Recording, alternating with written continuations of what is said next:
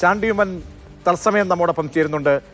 ശ്രീ ചാണ്ടിയുമ്മൻ, പത്തനാപുരത്തെ വേദിയിൽ താങ്കൾ പറഞ്ഞതിന് ശക്തമായ ഭാഷയിൽ മറുപടിയും ഭീഷണിയുടെ സ്വരത്തിലുമാണ് പത്തനാപുരം MLA ഗതാഗത മന്ത്രി മറുപടി പറയുന്നത്. വായിൽ കൈയിടരുത്, കൈയിട്ട് കഴിഞ്ഞാൽ ശക്തമായ രീതിയിൽ പലതും പറയേണ്ടി വരുമെന്ന് മറുപടി.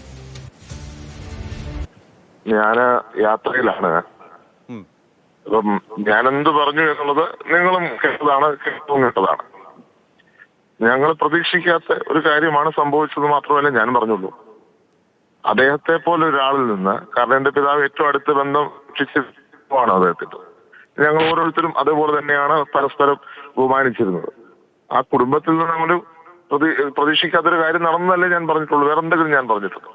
ഞാൻ വ്യക്തിപരമായി ഒരു ആക്രമണവും നടത്തിയിട്ടില്ല. ഇങ്ങനൊരു സമയത്ത് ഞങ്ങൾ കാര്യങ്ങൾ കേട്ടതും നടന്നെന്ന് വിശ്വസിച്ചത്, അതല്ലേ ഞാൻ പറഞ്ഞിട്ടുള്ളൂ. എന്താണ് അത് കൂടുതൽ പറഞ്ഞിട്ടുള്ളത്? ഈ കുടുംബം തകർത്തത് ഉമ്മൻചാണ്ടിയാണോ ഗണേശന്റെ? അദ്ദേഹം പറയുന്നത് അദ്ദേഹത്തിന്റെ മനസ്സാക്ഷിയോട് തന്നെ ചോദിക്കട്ടെ.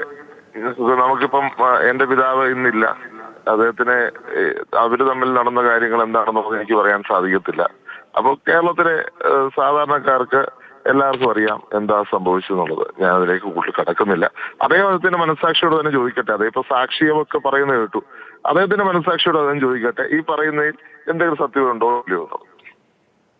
അതായത് ഒരു തെരഞ്ഞെടുപ്പ് കാലത്ത് വീണ്ടും ഈ വിഷയം ചർച്ചയാക്കുന്നതിൽ ലക്ഷ്യം രാഷ്ട്രീയമായി തന്നെ ചാണ്ടിയുമ്മനുണ്ട്.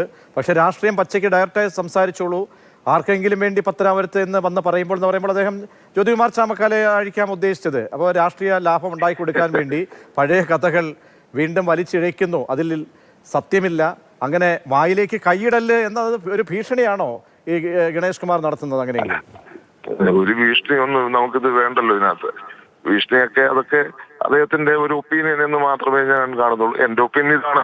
ഇന്ന് മാത്രമല്ല, എന്നും എന്റെ ഒപ്പീനിയൻ ഇതാണ്. ഇതിനു മുമ്പ് ഈ കാര്യങ്ങളെ കുറിച്ച് സംസാരിച്ചപ്പോഴും ഇത് തന്നെയാണ് പറഞ്ഞിട്ടുള്ളത്.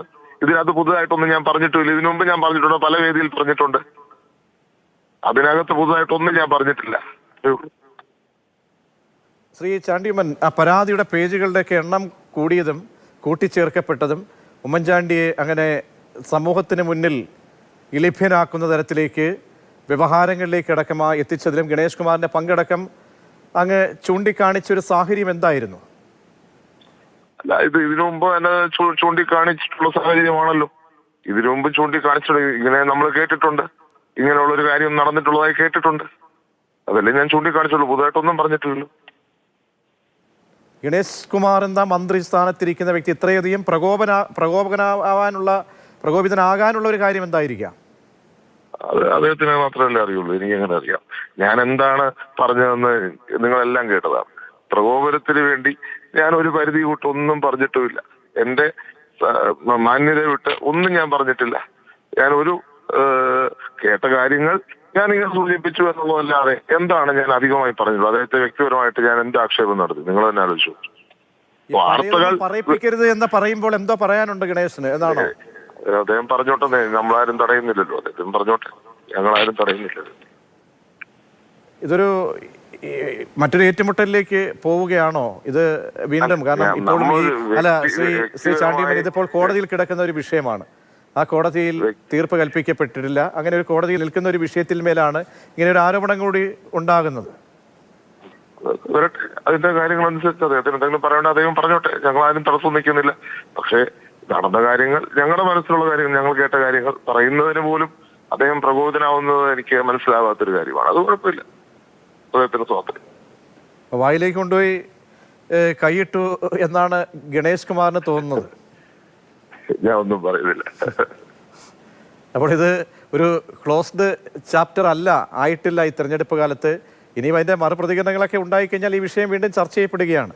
പ്രത്യേകിച്ച് ഉമ്മൻചാണ്ടിയെ പോലെയുള്ള ഒരു വ്യക്തിത്വം വീണ്ടും ഒരു ചർച്ച കഥാപാത്രമായി, അല്ലെങ്കിൽ വീണ്ടും ഈ വിഷയത്തിന്മേൽ ഒരു ആരോപണ പ്രത്യാരോപണ രംഗത്തേക്ക് വീണ്ടും വരുന്നു എന്നൊരു പ്രത്യേകത കൂടി ഉണ്ടല്ലോ ചാണ്ടിയുമ്മൻ. സോളാർ ഇഷ്യൂവിനെ ചൊല്ലി കൂടുതൽ വിവാദത്തിനോ കാര്യങ്ങൾക്കോ ഒന്നുമില്ല. എല്ലാവർക്കും എല്ലാ കാര്യങ്ങളും എന്താണെന്നുള്ളത് കേരളത്തിലെ കുട്ടികൾക്ക് പോലും അറിയാം. അപ്പൊ ഞാൻ അതിനെ കൂടുതൽ ഒരു വിവാദത്തിലേക്കൊന്നും നയിക്കേണ്ട കാര്യമില്ല. വിവാദമായി നിൽക്കുന്ന ഒരു കാര്യമാണ്, ഇല്ലേ? ഇതിനകത്ത് എന്താ ഞാൻ എന്തെങ്കിലും കൂടുതൽ കൂട്ടി പറഞ്ഞിട്ടുണ്ടോ എന്ന് എനിക്ക് തോന്നുന്നില്ല.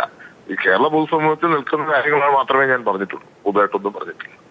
അതായത് ഒരു മുന്നറിയിപ്പാണ് ചാണ്ടിയുമ്മന് മുന്നിൽ നൽകുന്നത് ഗണേഷ് കുമാർ. ഞാൻ പറഞ്ഞില്ലേ എന്ത് മുന്നറിയിപ്പാ വരാൻ, എന്ത് മുന്നറിയിപ്പാ ഉള്ളത് വരാൻ.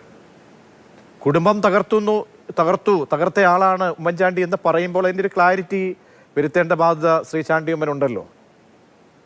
എനിക്കെങ്ങനെ വരുത്താൻ പറ്റും? വരുത്തേണ്ടത് അദ്ദേഹം തന്നെ, അദ്ദേഹം വരുത്തട്ടെ. യെസ്.